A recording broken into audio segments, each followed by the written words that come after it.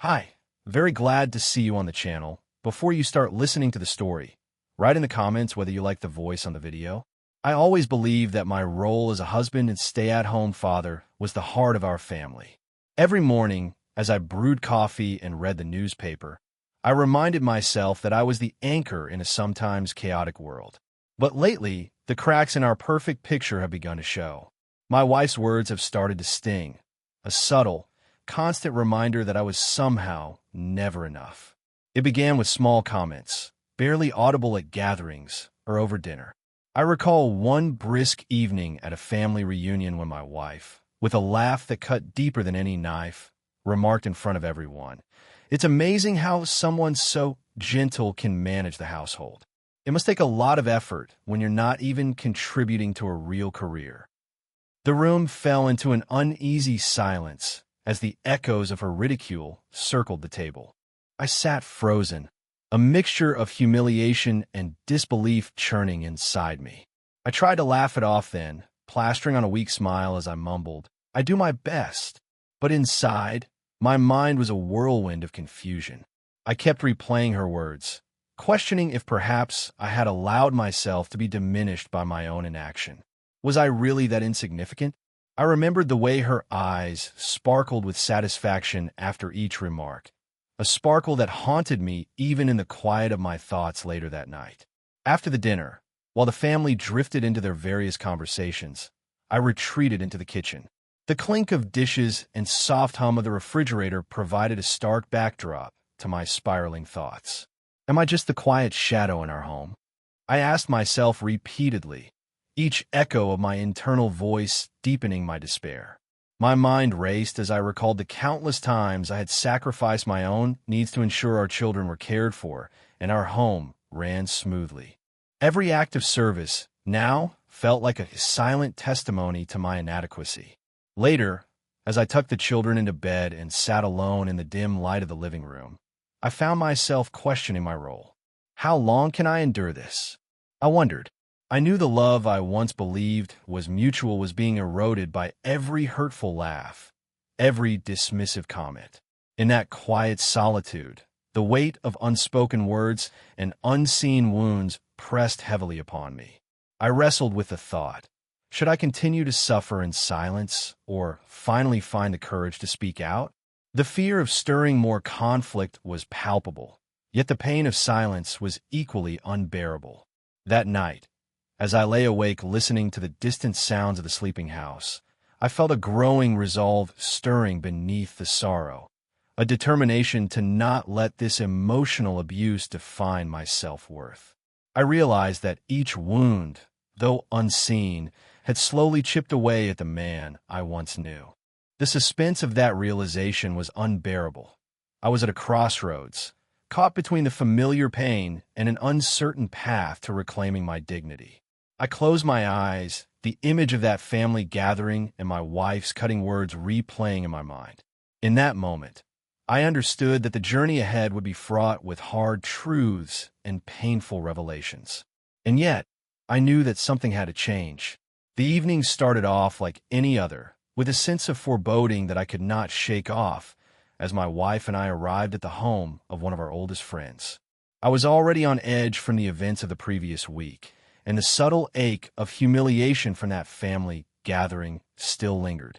The gathering was lively, the room filled with laughter and easy conversation among friends who had known us for years. Yet, beneath the clamor of jovial greetings and clinking glasses, I sensed a tension building, as if the air itself was charged with something unsaid.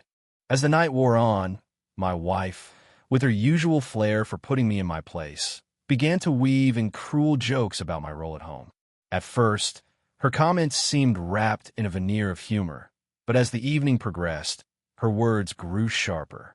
"You know," she remarked loudly enough for several people nearby to hear, "it's remarkable how someone can be so dedicated to the kitchen and the kids, even if it means missing out on what a real career looks like." A ripple of laughter spread through the group, and I could feel my cheeks burn as their eyes flicked over to me with what I interpreted as a mix of pity and amusement. I tried to ignore it, reminding myself that I was simply fulfilling my responsibilities, but inside, A storm of frustration and self-doubt was raging. The more she joked, the more I felt reduced to a caricature, a weak, unambitious man whose only worth was measured by his domestic contributions. Each snide remark dug a little deeper, and I began to wonder if my sacrifices had been nothing more than fuel for her amusement. I felt trapped in a role I never wanted, forced to witness my own dignity evaporate with every passing quip. The night continued, and I found myself struggling to engage in any conversation. The laughter of my friends, once comforting, now served as a constant reminder of my isolation and failure. I attempted to smile and nod along, but my heart pounded with an increasing urgency to confront the source of my misery. Finally, when a particularly cruel joke landed in front of a small group near the fireplace, I could no longer contain the whirlwind of emotions. The room seemed to still for a heartbeat as I stepped forward, my voice trembling yet resolute. "Enough," I said, my tone cutting through the laughter like a shard of glass. "I'm tired of being the punchline to your jokes." For a moment, silence reigned, heavy and suffocating.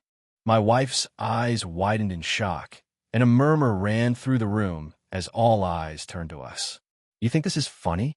she snapped, the color rising in her cheeks as she struggled to regain control of the situation. "I think it's about time you recognize the pain behind my efforts," I continued, my voice steady despite the storm raging inside me. "All these years, I have done my best for our family, and yet, every act of service, every sacrifice has been twisted into a source of ridicule. I'm not a joke." In that charged moment, the weight of my past sacrifices pressed down on me, and I realized that our relationship was crumbling under the burden of her relentless need to belittle me. I felt the eyes of our friends, once my confidants, sweeping over me, their expressions a mix of surprise and sympathy. The silence that followed was both a reprieve and a testament to the gravity of what had just occurred. As I retreated to a quiet corner to gather my thoughts, I could still hear her voice, sharp and defensive, as she muttered something incomprehensible under her breath. The bitter taste of betrayal was overwhelming, and I was left to reflect on how my unwavering dedication had been met with contempt. In that painful moment, I recognized that my identity, shaped by years of quiet sacrifice, was now irrevocably altered. I had reached a boiling point, a moment where the cost of my loyalty was finally too high. The night ended with a heavy silence, each laugh and whispered conversation a stark reminder that the person I had once been was slowly dissolving into the background of a life built on unfulfilled promises and endless mockery. I had always trusted that the little details of our home were harmless reminders of daily life, but one quiet afternoon shattered that illusion. I was tidying up the spare room, a place usually left untouched since our kids outgrew it, and as I moved a stack of old magazines, a small, unassuming box tumbled out from behind a loose panel in the wall. My heart skipped a beat as I picked it up. It was crafted in polished wood, intricately engraved, and it radiated a value I couldn't ignore. With trembling hands, I opened it, and inside lay an expensive watch, its face glimmering under the dim light. It wasn't mine, and the engraving on the back bore initials that were not mine. Shock gave way to disbelief as I tried to process what this meant. I sank into the creaky armchair and whispered to myself, "How could this be here?" The discovery clawed at me with a mixture of anger and profound sadness. Every memory of small dismissals, every laugh at my expense, seemed to morph into a sign, a signal that the woman I had trusted had been living a double life. As I held the delicate piece of jewelry, I realized that the box itself had been hidden so meticulously that it screamed of secrecy. I remembered the nights when she would vanish into the depths of our house under the pretense of work, her smile too secretive, her eyes too guarded. Had I been so blind? I paced the room, trying to stitch together the fragments of our life that now felt like a shattered mirror. My thoughts were interrupted by the sound of keys turning in the lock. Panic and dread surged as I quickly hid the box in my coat pocket before she could see it. Moments later, she stepped in, her eyes widening ever so slightly at the sight of me. I was wondering where you disappeared to, she said coolly, brushing off the tension in her tone. I forced a smile and replied, just cleaning up some old things. Her gaze flickered with something I couldn't quite decipher. Was it guilt, or merely the reflection of a hidden truth struggling to surface? For the rest of the day, every creak of the floor and every distant sound felt like an echo of betrayal. In the quiet moments, I replayed every conversation, every whispered remark that I had dismissed as insignificant. The realization that the humiliation I endured wasn't just about controlling or undermining me, but was part of a larger deception, a cover-up for an affair, struck me with a force I could hardly withstand. I sat down on the porch that evening, the cool breeze offering little solace against the burning in my chest. How long have you been hiding this? I muttered under my breath, as if daring the night to answer. I couldn't shake the image of that luxurious watch, its presence now a stark reminder of how deeply I had been deceived. Later that night, unable to sleep, I confronted my thoughts in the silent darkness. My mind raced with anger. Anger at the lies, at the facade of normalcy that had concealed a web of deceit. I recalled every instance where her dismissive laughter had masked a deeper callousness. Every moment when my role was reduced to a shadow, while she painted herself as the perfect provider. The realization was as heavy as it was painful. I was not just a victim of public humiliation, but I had been robbed of trust and respect in the privacy of our home. I whispered, I need proof, something undeniable, to myself. The decision was made in that dim light, a resolve forged from the crucible of betrayal. I knew that gathering concrete evidence would be the only way to confront this hidden truth, to force the reality of her infidelity into the open where it could no longer be denied. As the night deepened, I clutched the secret box tightly, each heartbeat a drum of determination echoing the promise that the days ahead would no longer be dictated by lies. After that night, I knew there was no going back. I spent the following days in a state of focused determination, planning each move with a clarity that had long eluded me. Every morning, while the world outside seemed blissfully unaware, I pored over every detail of our life together, searching for any hint or clue that would justify the mounting evidence of betrayal. I began with the expensive gift I had found, a symbol of deceit that now lay hidden away, taunting me with its silent accusation. I retrieved it from its secret place, and, after hours of researching its make and value, I resolved to replace it with a perfect counterfeit. I needed a token that would be nearly identical in appearance, yet void of any significance, a silent testament to the betrayal that I could use as leverage later. In the quiet solitude of my study, I meticulously compared pictures and specifications from online catalogs, placing careful orders and ensuring that every detail matched the original. Every transaction was done with the precision of a man who had nothing left to lose, and each click on the keyboard felt like a step away from the passive life I had led for too long. My planning did not stop there. I needed concrete evidence of her indiscretions.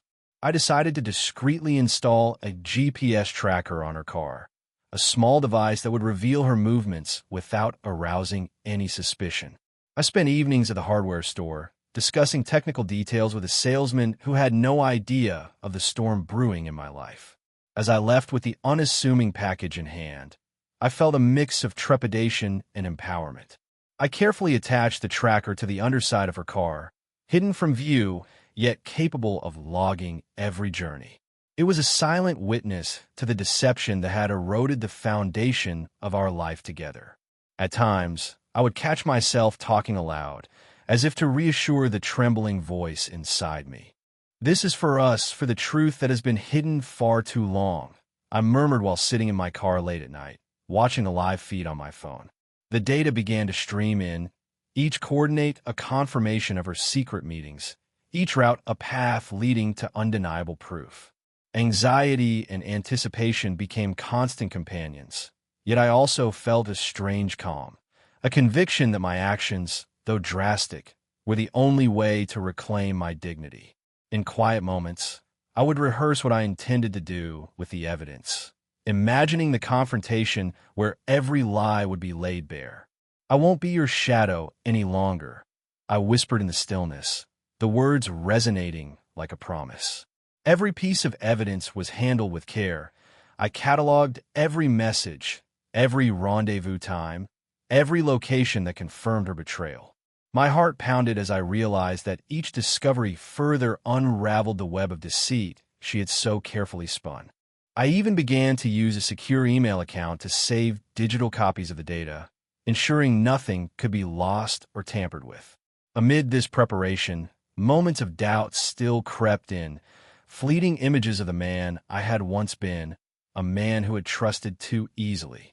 Yet each time, I reminded myself that this transformation was necessary for my own survival. I discussed my plans with a trusted friend over the phone one chilly evening. "Are you really going to do this?" he asked, his voice laced with concern. "I have no choice," I replied, the resolve in my tone unmistakable. "This isn't just about revenge. It's about reclaiming the truth that's been stolen from me." His silence on the other end confirmed what I already knew. I was on an irreversible path. Every decision, every clandestine action, was a step towards an inevitable confrontation.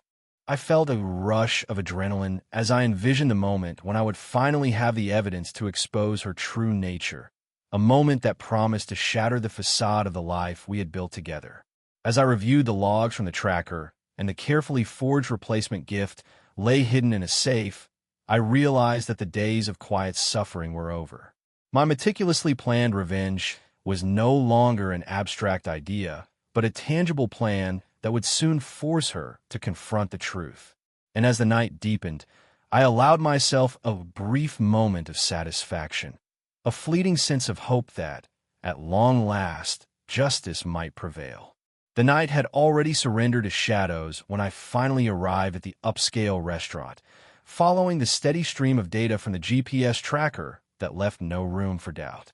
The ambience was a study in refined elegance, soft lighting, hushed conversations, and polished surfaces reflecting the weight of secrets.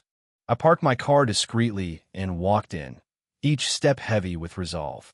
It wasn't long before I saw her, seated in a quiet corner booth with a man whose charm was as apparent as the deceit behind it. They exchanged subtle gestures, a gentle squeeze of her hand, a shared smile that spoke of hidden promises, and between them lay a small, carefully wrapped gift that she unwrapped to reveal a glimmering piece of jewelry. Every movement, every word whispered between them, confirmed the betrayal that had been slowly gnawing at me for months. I took a deep breath and made my way to their table, moving with a calm determination that belied the turmoil inside me. Sliding into the seat opposite her, I felt the atmosphere change instantly. The soft murmur of conversation faltered, and all eyes seemed to widen in shock. The man's hand stilled mid-gesture, and her smile faded into an expression of surprise and dread. "I didn't expect to see you here," she managed to say, her voice trembling. "I was waiting for a moment of truth," I replied evenly, my eyes locked on hers as if daring her to hide behind more lies. Her companion shifted uncomfortably, his face a mask of disbelief. "What are you talking about?" he asked, attempting to deflect the gravity of the situation. I leaned forward, my tone measured and resolute. "The truth is simple. I know about your secret meetings, the messages exchanged in the dead of night, and every lie that has built this false narrative. I have every piece of evidence I need." She faltered, her eyes darting away before returning to meet mine. I can explain. "It's not what it seems," she stammered, her voice barely audible against the backdrop of tense silence. "Explain?" I interjected sharply, each word deliberate and heavy with pain. "I've seen the logs, the hidden rendezvous, the gift that wasn't meant for me. How long did you plan to let this continue?" Her eyes shimmered with unshed tears as she tried to grasp at a lifeline in the midst of my unwavering gaze. "I never intended to hurt you," she whispered, the admission hanging in the charged air like a desperate plea. "I trusted you," I said, my voice breaking slightly as the truth cut through me like a blade. "All those years of sacrifice, every effort to keep this family whole, were twisted into your amusement. And tonight, with you and him, there's nothing left to hide. The silence that followed was profound, as if time itself had paused to mark the end of our shared deceit. Slowly, I stood up, feeling the heavy mix of victory and exhaustion settle over me like a second skin. Every step toward the exit was a liberation, a rejection of a life built on lies and betrayal. As I walked away from that table, I left behind not just the remnants of our broken trust, but also the promise of reclaiming the dignity I once thought lost. Outside, the cool night air enveloped me, a bittersweet reminder that while the path ahead would be fraught with challenges, it was mine to tread at last. I returned to our home in a haze of disbelief and sorrow, my mind still reeling from the confrontation at the restaurant. The drive back had been a tumult of conflicting emotions, relief intermingled with a profound emptiness, as if each mile erased a piece of the life I had known. When I opened the door, the familiar creak of the wooden floor greeted me, but nothing felt familiar anymore. The living room lay dimly lit, the soft glow of a table lamp casting long shadows that danced across the walls like memories of happier times. I set my bag down slowly, trying to steady my breathing and brace myself for what might come next. Moments later, the sound of hurried footsteps reached my ears, and I turned to see her emerging from the kitchen. Her eyes were alight with fury and a strange desperation, as if she were clinging to the remnants of a broken facade. "I can't believe you did that," she spat, her voice trembling between anger and panic. "You humiliated us both tonight." I felt a bitter laugh rising in my throat, mingled with a sharp pain that cut through the remnants of my resolve. "Humble me," I replied quietly, though the words carried the weight of my newfound strength. "You left me no choice but to expose the truth." Her face contorted into a mask of indignation as she stepped closer, her tone shifting to one of pleading manipulation. "You're overreacting. Everything I did was for our family. Don't you see that?" she insisted, her hands raised in a gesture of supposed surrender. "For our family?" I echoed, my voice steady and controlled despite the storm raging inside me. "Your version of family isn't one where I'm constantly belittled, where every day feels like a betrayal." She scoffed, shaking her head as if to dispel my words. "You're twisting things. I was trying to protect what we have, and now you're just making it worse." The words, meant to confuse and disarm me, fell flat against the wall of my conviction. "I spent years enduring your manipulation, your excuses," I said, each word measured and deliberate. "You never cared about me. You cared only about the thrill of control. Tonight proved it, and I refused to be gaslight any longer." The tension between us escalated as she circled me, her tone growing more desperate. "You're the one who's always been so sensitive." "I did nothing but try to help," she began, but I interrupted with a quiet firmness that brooked no argument. "Help? When did your help become a tool for humiliation?" I asked, my gaze never wavering from hers. "You blamed me for everything, even when I was trying to salvage what little we had left." Her eyes flashed with anger, and for a long moment, the room pulsed with the silence of a battle neither of us had truly won. Then, with a voice heavy with a mix of regret and defiance, I continued, "I've spent too long living in your shadow, contorting my life to suit your narrative. I am done with this charade." The words, once spoken, resonated through the quiet space as if affirming a long-awaited liberation. She reached out as if to grasp the fading vestiges of our shared past, her voice cracking as she pleaded, "Please, don't do this. We can work it out if you just—" But I stepped back, the sound of my footsteps echoing in the silence that followed. "No, I won't work it out anymore," I said firmly. "I refuse to allow your lies to define who I am." Her protest was swallowed by the oppressive quiet of the room, and in that instant, I felt a surge of clarity and resolve. I gathered my few personal belongings with a deliberate calm, each item a symbol of the life I was leaving behind. The familiar walls, once a sanctuary, now loomed as silent witnesses to the erosion of trust and respect. As I reached the door, I paused, turning to face her one last time. I'm leaving, I stated, my voice soft yet unwavering. I'm done trying to mend what's been broken by your deceit. The finality of the words hung in the air as I stepped out into the cool night. Each step a measured departure from a life defined by manipulation and regret, and the weight of the past began to lift with the promise of a future reclaimed on my own terms. The legal process was an uncharted territory for me, a place where every piece of evidence I'd meticulously gathered became my only shield against years of betrayal. I found myself sitting in a modest conference room at a reputable law firm, facing an experienced attorney who had built his career on uncovering the truth. As I recounted the events, the secret meetings, the hidden tracker logs, the covert rendezvous that shattered the illusion of our life together, my voice trembled with both anger and relief. The attorney listened intently, his pen moving steadily across his notepad, and then he said, "Your evidence is undeniable. We have a clear timeline, and every detail points to a deliberate pattern of deceit." His words, spoken in a calm yet determined tone, ignited a spark of hope within me.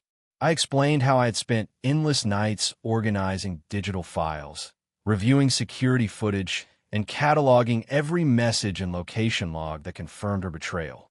Every detail, every small fragment of proof, now served as a testament to the manipulation I had endured.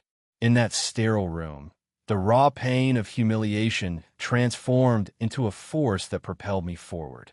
The attorney outlined the next steps with clinical precision, advising me on securing the digital backups and preparing for the rigorous cross-examinations that lay ahead. "We must establish a timeline that leaves no room for doubt," he insisted, and I found myself nodding in agreement, as if reclaiming my own voice after years of silence. Over the ensuing weeks, my world became a blur of legal documents, court dates, and endless consultations. I attended preliminary hearings where the opposing counsel tried relentlessly to undermine my credibility, painting me as a desperate man with a vendetta rather than a victim seeking justice. In one particularly tense session, the opposing lawyer leaned forward and said, "You seem overly invested in this case. Could it be that your emotions are clouding your judgment?" I met his gaze without hesitation and replied, "I only speak the truth. My evidence, my words, they stand alone." The courtroom fell into a heavy silence as my declaration reverberated through the space, and for the first time, I felt the support of those present. Each day, as I navigated the legal labyrinth, I began to understand that this battle was not solely about retribution, but about reclaiming my dignity and identity. I spent long hours in the law office with my attorney, poring over documents and strategizing for the next hearing, while nights were marked by restless sleep and the constant replay of memories, each one a stark reminder of the years spent in silence. I even began to appreciate the resilience I had discovered within myself, a strength that had remained hidden beneath layers of compromise and hurt. As the hearings progressed, the judge, a stern but fair man, showed an increasing willingness to let the evidence speak for itself. His raised eyebrows and measured questions during depositions gave me the sense that the scales of justice were finally tilting in my favor. After one particularly grueling session, as I stepped out into the cool evening air, I paused to catch my breath and let the gravity of the situation sink in. Every step felt like a reclaiming of territory long lost, a march toward a future where the truth was not buried under lies. Though the legal battle was far from over, I emerged from each day with a growing confidence that, with every shred of evidence and every witness testimony, I was inching closer to a vindication that would not only expose her betrayal, but also restore the respect and integrity I had once thought irreparably damaged. I spent the first few weeks in my modest new apartment feeling both the sting of the past and the promise of a fresh start. The space was small but full of potential, a blank canvas where every wall and corner could be remade into a reflection of who I was becoming.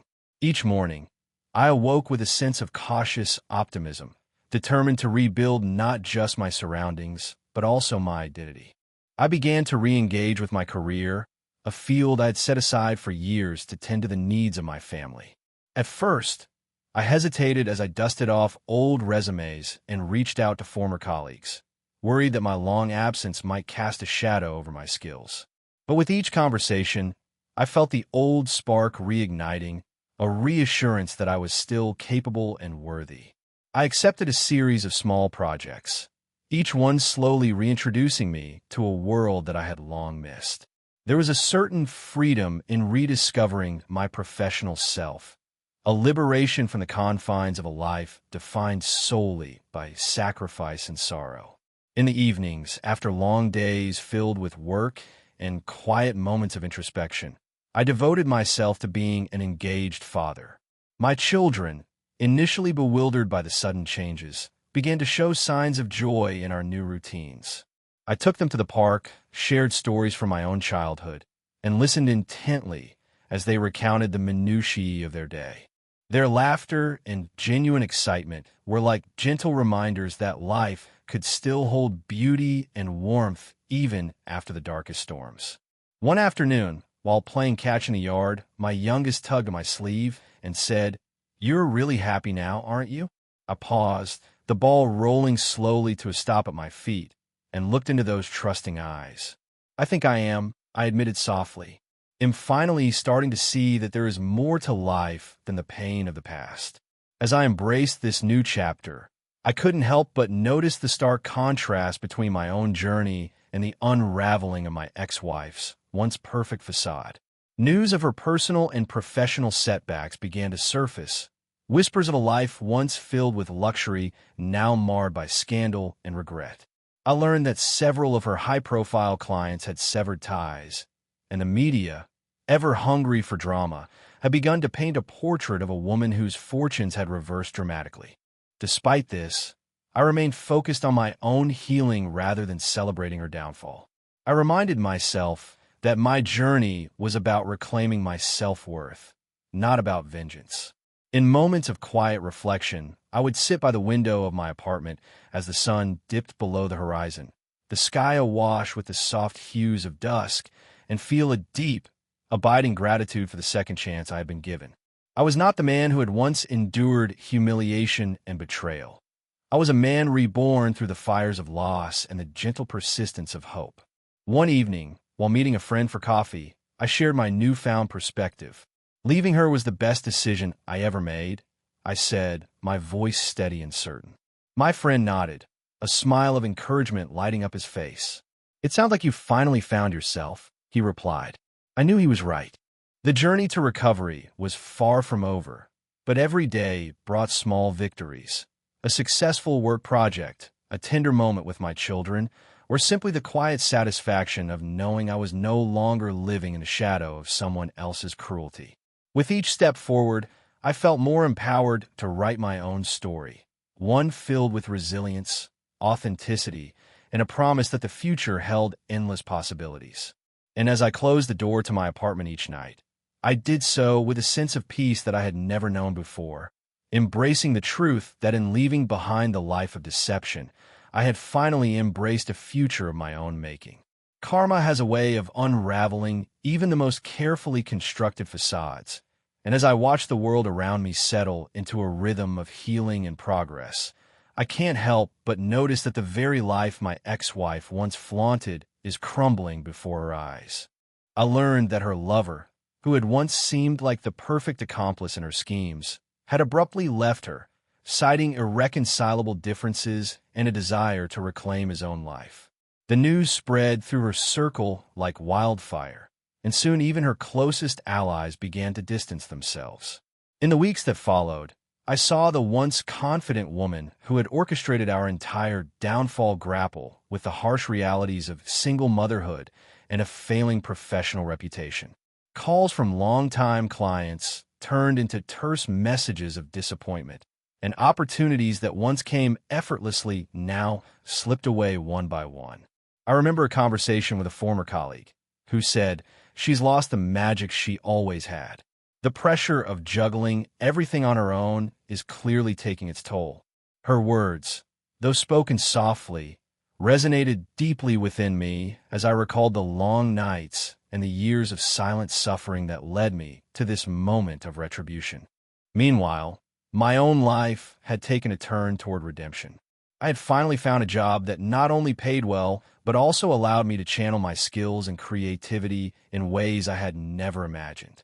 Every day, as I sat in my new office or conversed with clients who valued my expertise, I felt a sense of achievement and fulfillment that was entirely my own. Financial stability, which had once been a distant dream, now felt firmly within my grasp. I was steadily rebuilding my savings and investing in my future with a passion that came from a deep understanding of my own worth. At home, my children and I found joy in simple routines, a shared laugh over dinner, a quiet moment reading together before bed, or a spontaneous afternoon at the park. These moments of genuine connection slowly replaced the bitter memories of the past with something far more enduring. One evening, as I watched the sunset from the small balcony of my apartment, I reflected on the journey that had brought me to this point. The pain of betrayal, the humiliation, and the loneliness that had once defined my days were now transforming into lessons of resilience and growth. I realized that revenge was no longer the fuel that drove me. Instead, it was the promise of a better future that kept me moving forward. In that quiet moment, I spoke aloud to the fading light. I no longer need to hold on to anger. My life is my own now, and every step I take is a step away from the past. Those words, simple and unadorned, carried a weight of liberation that I had never felt before. I understood that while the scales of justice had tipped in my favor, my ex-wife's downfall was not something I celebrated out of spite, but rather as a natural consequence of her actions.